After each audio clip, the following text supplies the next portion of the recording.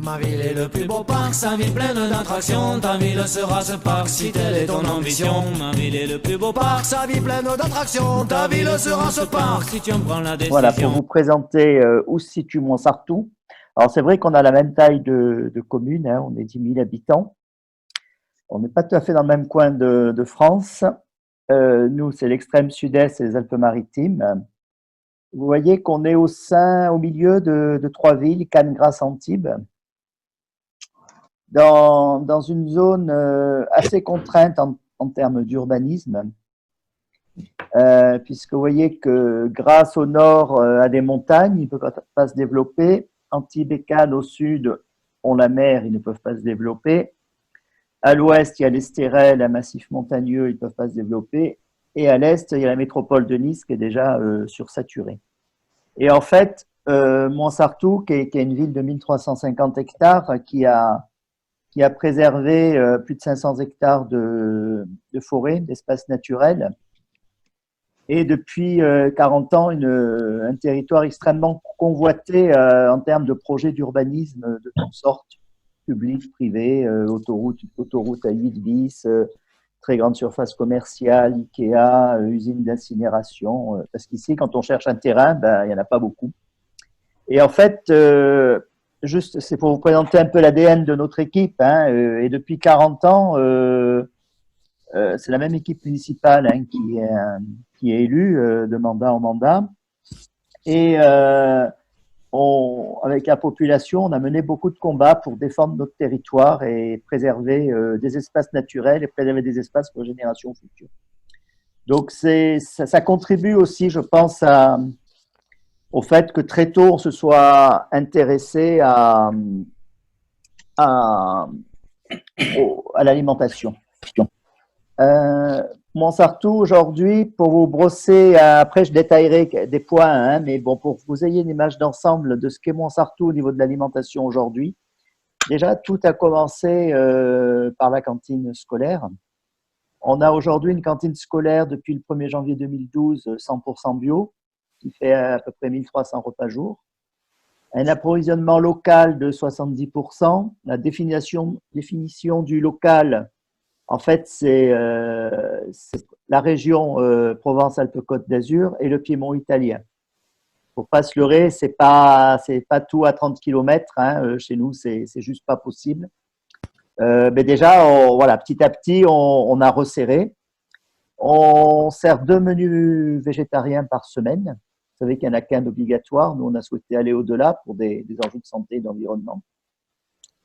On a diminué de 80% le gaspillage alimentaire, on y reviendra. Et aussi, on a une cantine zéro plastique. On sait que c'est un sujet qui est pas mal monté depuis 2 ans.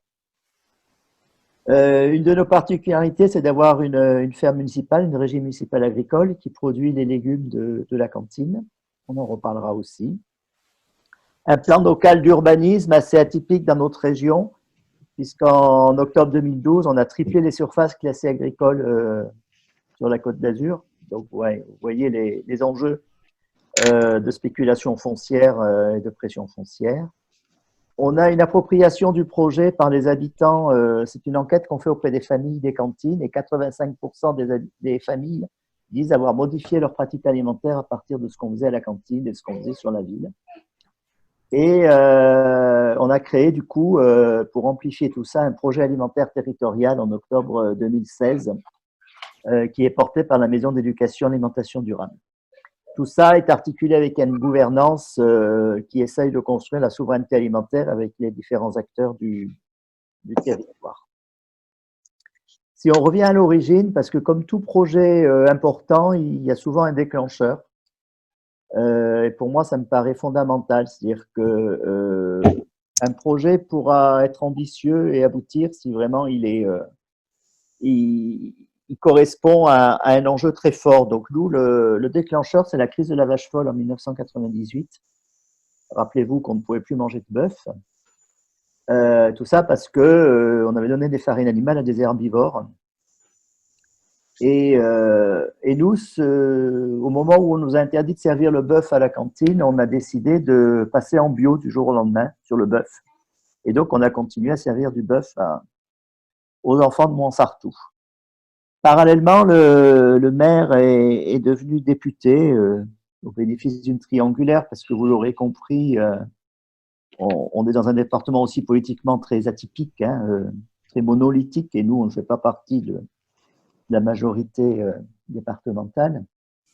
Et être député, c'était un peu incongru, mais pour un écolo. Mais bon, voilà, ça a été, ça a existé. Et en fait, André Asqueri a été chargé d'une mission parlementaire sur les enjeux santé-environnement.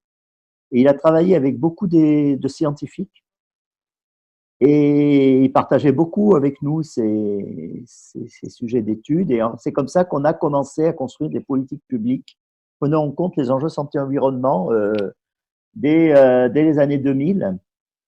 Et alors que ce soit sur l'alimentation, sur la mobilité, sur les ondes, sur l'énergie, voilà, etc. Hein.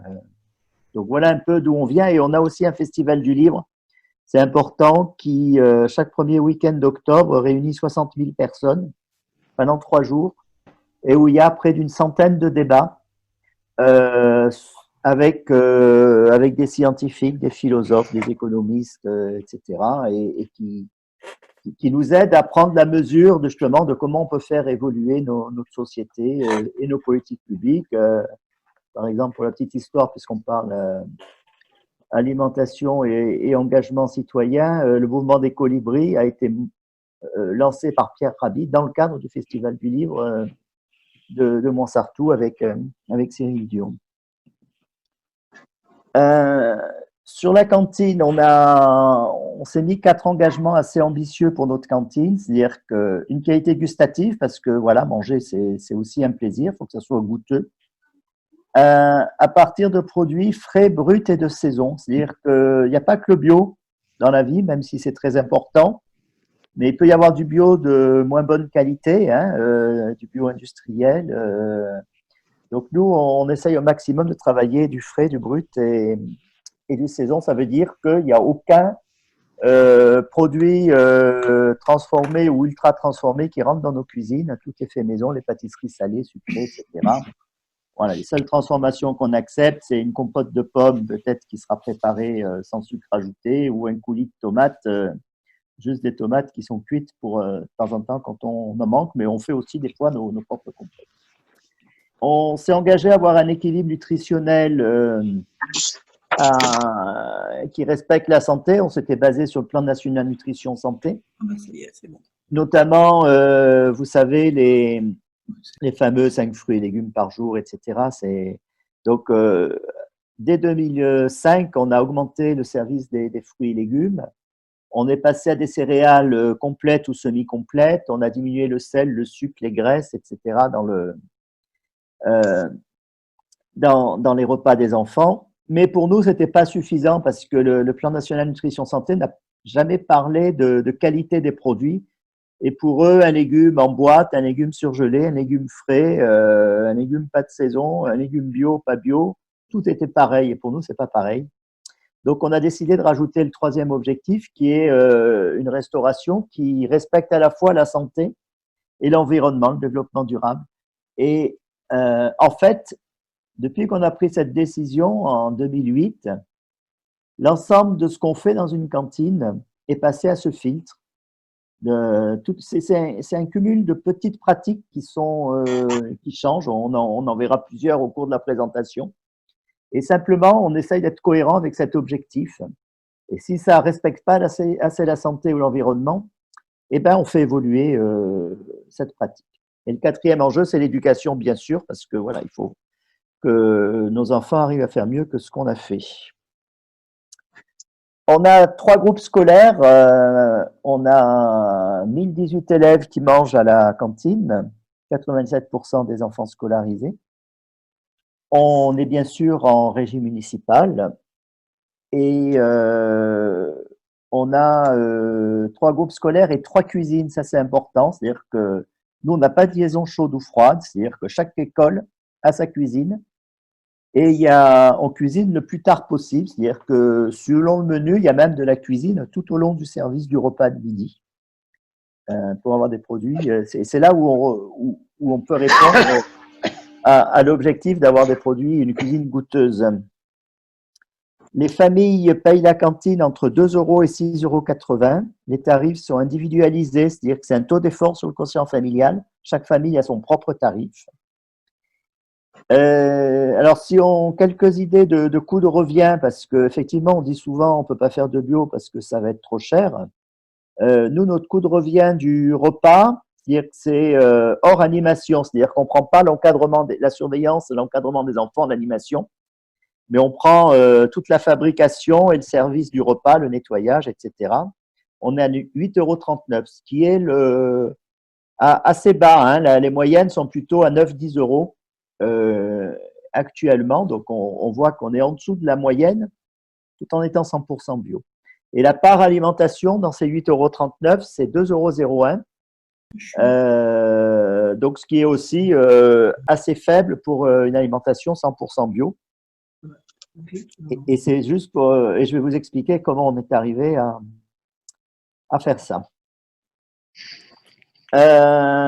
Déjà, premièrement, on travaille sur la composition des menus et l'équilibre alimentaire. C'est-à-dire que lorsque vous voulez travailler des produits de saison, et il faut aussi avoir de la souplesse dans ces menus. C'est-à-dire qu'on ne peut pas, si on veut travailler une cuisine et une production locale de saison, on ne peut pas prévoir des repas 6 mois à l'avance, même des fois 1 mois, c'est juste pas possible. C'est-à-dire qu'on ne sait pas à l'avance à quel moment les premiers légumes à chaque saison vont arriver, qu'on les produise ou qu'on les achète. Hein, et donc, nous, on élabore notre plan alimentaire en prévoyant soupe de légumes, gratin de légumes, poêlée de légumes, fruits de saison.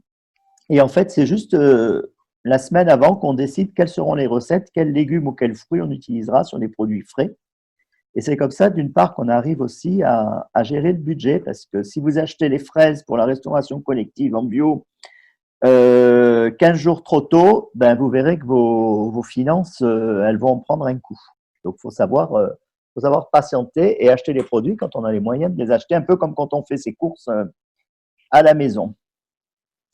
Le choix qualitatif des produits cuisinés, donc nous, on a mis un cahier des charges très, très fort, hein, donc c'est 100% bio. C'est tout ce qui vient de loin, bananes, chocolat, café. Bon, c'est pas pour les enfants, mais on achète du café aussi. C'est labellisé bio commerce équitable, c'est-à-dire que tout ce qui n'est pas produit sur le territoire français doit être commerce équitable. C'est 100% de produits bruts, pas de produits transformés ou ultra transformés. Faut savoir qu'on est certifié par EcoCert en cuisine, hein, sur tous ces enjeux. Donc, on a souhaité aussi un contrôle externe pour avoir de la transparence avec les habitants et les bénéficiaires du service. Bien sûr, on respecte tout ce qui est qualité hygiénique de la production. Vous savez que les cuisines sont devenues des cuisines assez aseptisées, hein, en restauration collective. Ceci dit, faut savoir que on a une obligation de résultat en restauration collective. Donc, on peut faire à peu près tout ce qu'on veut. Il ne faut pas écouter tout ce qu'on nous dit. Par exemple, on dit souvent qu'on ne peut pas mettre d'œufs coquilles dans une cuisine parce que c'est interdit. Non. Simplement, si vous mettez des œufs coquilles, il faut s'engager à pas rendre malades les enfants. Donc, il y a des protocoles à mettre en place. Et c'est ça aussi, bien connaître les règles, c'est les appliquer sans se scléroser et se freiner. Et parce qu'en fait, c'est toute cette contrainte hygiénique qui a vu le développement des grandes cuisines centrales et de la restauration collective privée, hein, pour les délégations de services publics, où on a rendu les choses tellement compliquées que les villes ont renoncé à s'en occuper. C'est ça qui est un peu dommage. Petite remarque, on parle beaucoup de qualité hygiénique, mais on ne parle pas de qualité santé environnementale de l'alimentation. Enfin, on n'en parlait pas jusqu'à la loi Egalim qui a commencé à faire rentrer le bio et le nouveau plan national nutrition santé depuis cette année, mais jusqu'à présent, c'était que l'hygiène. On essaye aussi de travailler tout l'impact santé-environnement des externalités. Donc, la valorisation des déchets, le tri des déchets, des produits d'entretien écolabellisés, le nettoyage des cuisines à la machine à vapeur pour limiter les produits, la diminution la diminution des distances d'approvisionnement. Voilà, tous ces externalités qui peuvent rendre vertueuse une restauration collective en termes d'environnement. Beaucoup d'actions pédagogiques dont on parlera un peu plus tard. Je ne vais pas le détailler maintenant. Le développement du bio, il s'est fait principalement sur 4 années. En 2008, au moment où le Grenelle de l'environnement prévoyait 20% de bio, nous on s'est dit pourquoi 20% de bio? Si le bio est important, c'est 100% qu'il en faut pour la santé, pour l'environnement. Et on a dit, on veut atteindre 100% bio le plus vite possible sans dépenser plus. On a fait une introduction du bio par gamme de produits, ça c'est extrêmement important parce que si vous faites un menu 100% bio par semaine, par exemple, vous n'envoyez pas de signaux concrets à la chaîne d'approvisionnement. Alors que si vous décidez que dans votre cantine, 100% des fois où vous servez des pommes, elles seront bio, de la production à la distribution, ils peuvent s'organiser pour construire cette chaîne d'approvisionnement. Et on voit que, alors, juste pour info, les pourcentages que je mets là, ils sont en volume et pas en coût. Mais vous voyez qu'avec très peu de produits, par exemple, donc on avait le bœuf qui faisait 4%, avec le pain, les pommes et les laitages, en volume, on était à 25% de part de bio. Donc on voit qu'en ciblant bien les produits, qu'on sert très souvent en restauration collective et en plus qui sont très bien mangés par les enfants, on peut impacter très rapidement, positivement, l'alimentation. Alors comment on a maîtrisé les prix? Alors déjà, la preuve qu'on les a maîtrisés, c'est que vous voyez qu'avec 25% de bio en 2008, on était à 1,92 € d'achat matière par repas. Et avec 100% de bio en 2012, on était à 1,86 €. Donc vous voyez qu'en passant de 25% à 100% de bio, on a fait une économie de 6 centimes. Alors, si vous consommez des produits bio, vous savez que c'est pas aussi simple, c'est pas parce que les produits bio sont moins chers à l'achat, parce que forcément ils sont plus chers en moyenne de 20%. Et donc la solution, elle est là, essentiellement, c'est la diminution du gaspillage alimentaire. C'est-à-dire que nous, quand on a développé le bio, on s'est dit d'abord le bio est rare, jeter un tiers, parce que vous voyez qu'en 2010, quand on a commencé à peser nos restes, on jetait 147 grammes sur un repas de 450 grammes. Donc, on jetait un tiers, comme comme beaucoup de cuisines collectives en France. Et on s'est dit, c'est juste impossible de continuer comme ça. D'abord pour un côté financier, puis pour un enjeu éthique, un enjeu environnemental, etc. Et vous voyez qu'on a réussi très rapidement à diminuer fortement le gaspillage alimentaire pour atteindre en 2014 30 grammes. Depuis, on oscille entre 30 et 40. On continue à peser tous les jours pour pas déraper. Et en fait, cette diminution de 80% du gaspillage alimentaire, elle a représenté une économie de 20 centimes par repas. Et en fait, c'est cette économie de 20 centimes qui a permis de compenser le surcoût du bio. Alors, comment on arrive à ça? Simplement en arrêtant de prendre des grammages recommandés multipliés par le nombre de rationnaires, de cuisiner, d'en jeter un tiers et de recommencer le lendemain. Et en fait, on s'est dit, non, nous, on va aller cuisiner la juste quantité que mangent les enfants de Montsartou. Et pour ça, on va, comme vous le voyez sur la photo du haut, on va individualiser les portions. Vous voyez que les ramequins ronds sont moins remplis que ceux de rectangulaires. Et donc l'enfant, s'il n'est pas sûr de manger toute la portion, il prend la petite et puis il a un saladier pour venir se resservir. Vous voyez que les pommes sont servies au quartier. Et après, ils en prennent autant qu'ils veulent. Hein. Il y en a qui vont manger 6, il y en a qui vont manger 1. Alors que si vous regardez une cantine où on sert les pommes en entier, si vous regardez les poubelles, eh ben, vous verrez qu'il y en a une grande partie qui sont à peine touchées ou pas du tout. Et pour connaître le poids du gaspillage alimentaire, en fin de service, les enfants, vous voyez qu'on a bricolé un tri du retour assiette par plat, parce que l'objectif, c'est de connaître ce qu'on jette par type d'aliment pour pouvoir adapter la quantité. Donc, si vous avez cuisiné 80 kg de carottes et que vous en retrouvez 20 kg dans les poubelles, la prochaine fois, quand vous ferez cette recette, il ne faut pas recuisiner 80 kg parce que vous serez sûr d'en mettre 20 kg à la poubelle. Donc, vous en cuisinerez 15 kg de moins, vous gardez une petite marge et puis après, on affine progressivement. Voilà comment, de manière très, très pragmatique, on a fonctionné. Donc, vous avez vu qu'on vient de lever le premier frein la première excuse des élus pour ne pas aller vers des cantines 100% bio. C'est trop cher. Une info complémentaire, je ne l'ai pas présentée, il faudra que je complète sur les schémas.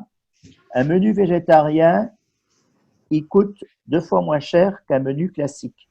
Nous, on a fait l'évaluation. Un menu avec de la viande, il coûte entre 1,80 € et 2 € par jour. Un menu à base de protéines végétales, il est entre 80 et 90 centimes. Donc, vous voyez que là aussi, vous dégagez une marge financière qui vous permet du coup, quand vous servirez de la viande, parce que le delta, il est important sur la viande, d'acheter une viande de très bonne qualité parce que 2 fois par semaine, vous ne servirez pas de viande. Le deuxième frein qu'on vous dit, c'est que ouais, le bio, c'est bien, mais le bio, ça vient de loin. Moi, je veux du bio local. Alors moi, je suis plus réservé sur ces propos. C'est-à-dire que pour moi, le bio est prioritaire sur le lieu de provenance. Puisque si on sait que 25% des gaz à effet de serre viennent de l'agriculture, on sait que c'est essentiellement le mode de production qui impacte le réchauffement climatique et pas tellement le transport de l'alimentation.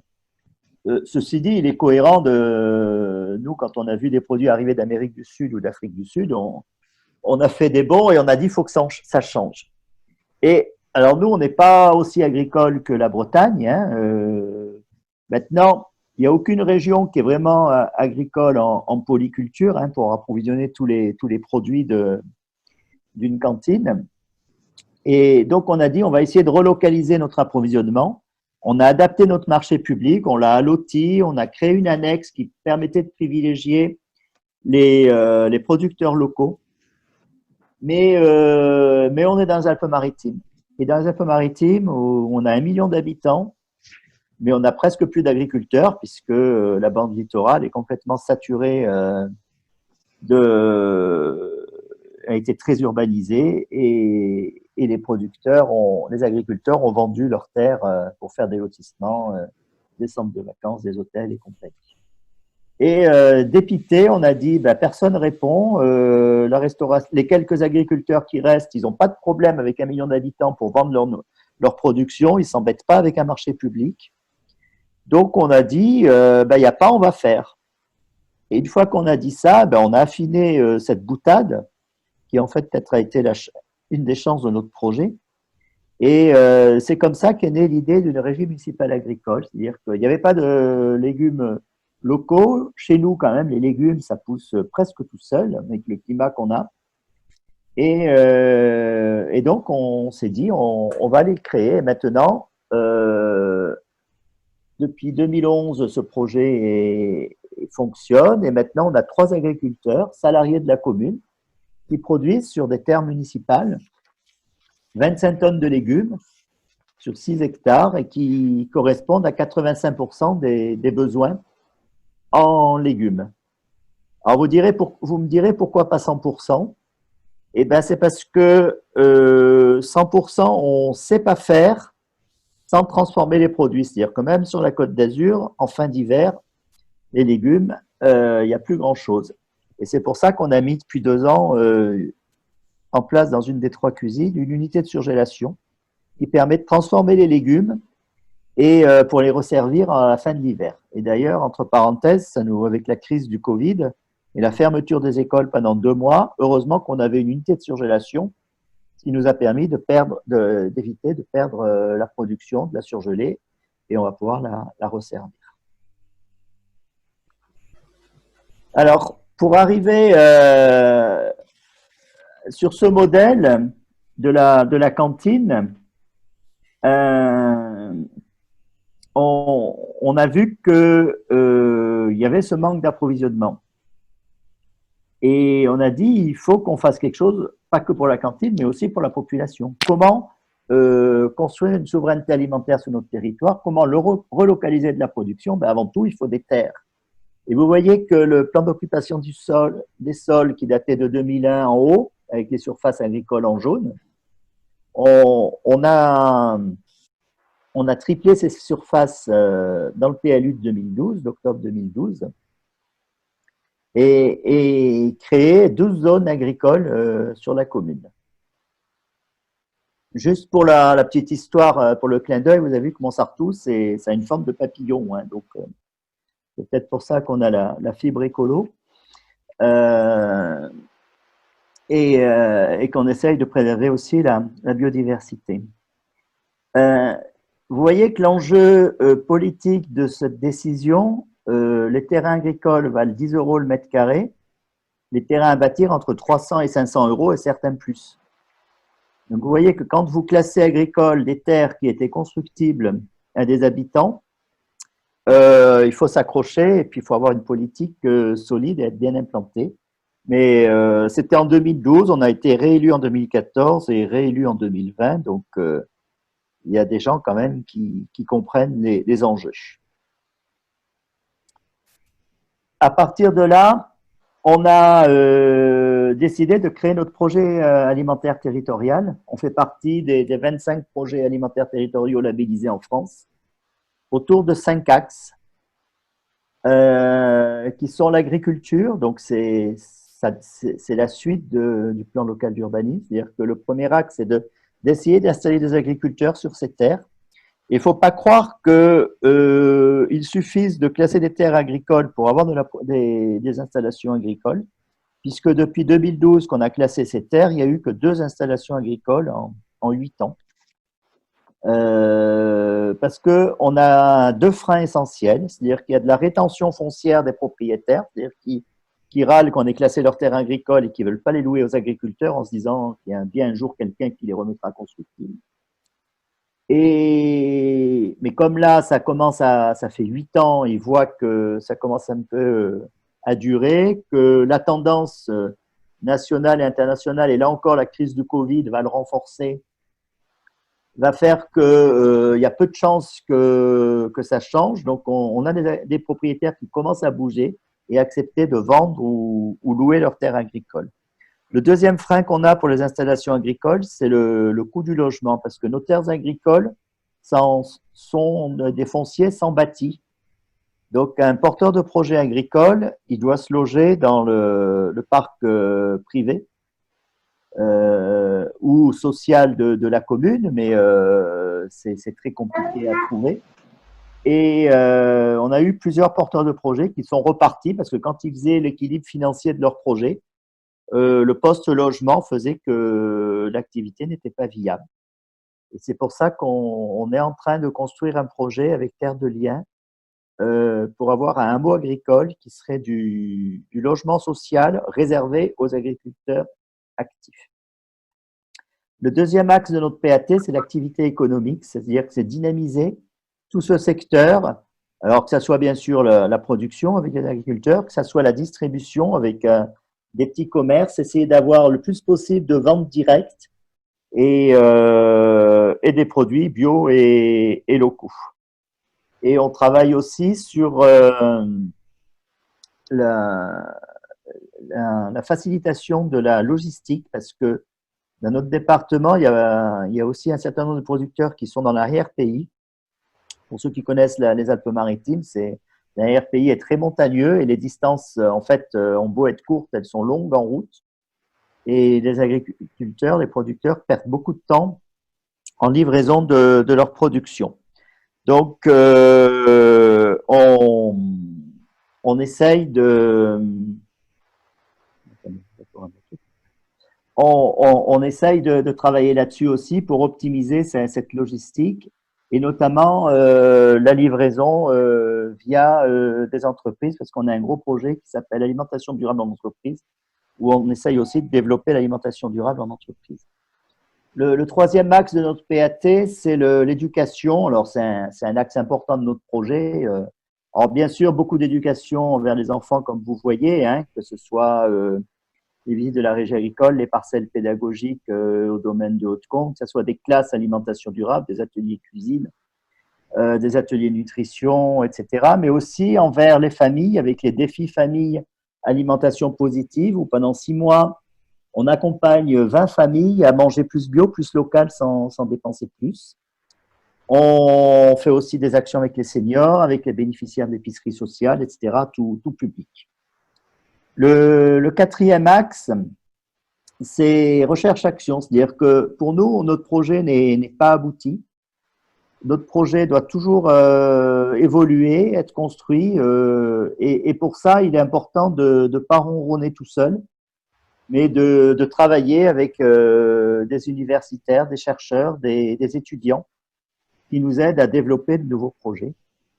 Et le cinquième axe, qui est aussi un axe très important de notre activité, c'est la dissémination de notre projet. C'est ce que je fais en ce moment avec vous.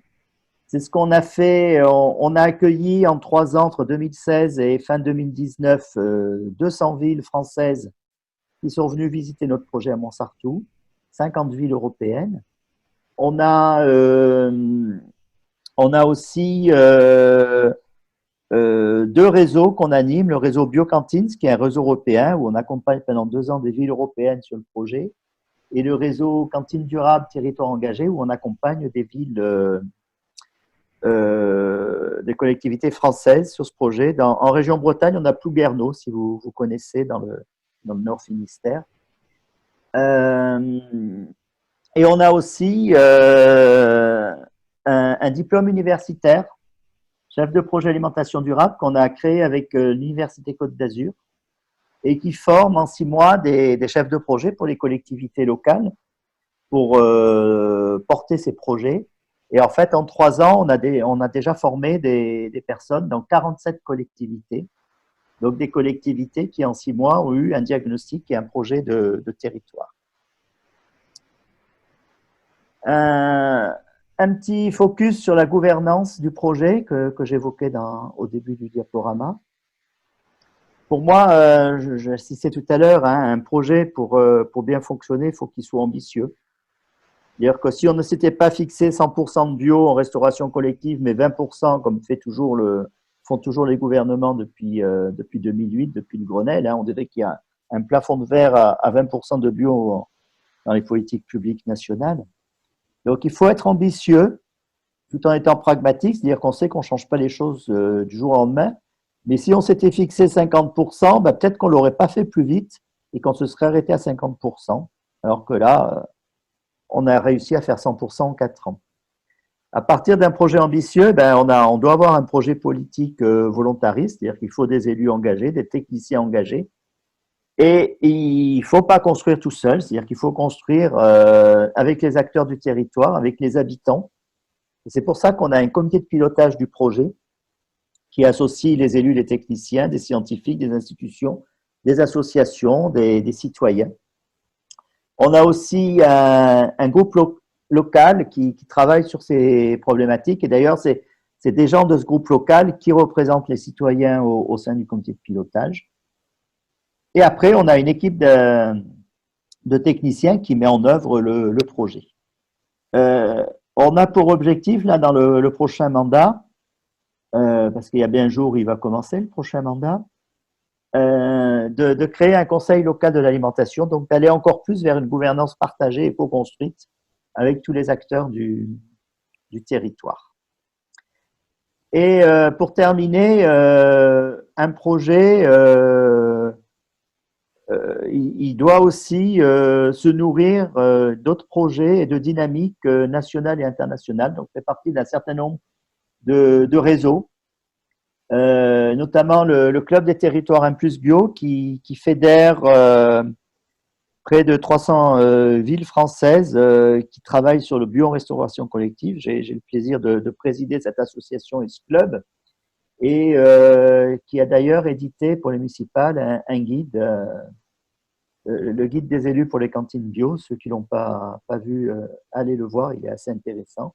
On a signé le pacte de Milan et on suit les travaux du pacte de Milan. On fait partie d'Organic Food System Programme, qui est un réseau international qui crée des livrables pour la FAO, pour les Nations Unies, pour montrer que le bio est possible sur les territoires. Et après, on a nos réseaux européens que j'ai évoqués. Voilà, j'ai voulu faire assez vite en présentation pour pouvoir laisser le temps aux échanges et aux discussions.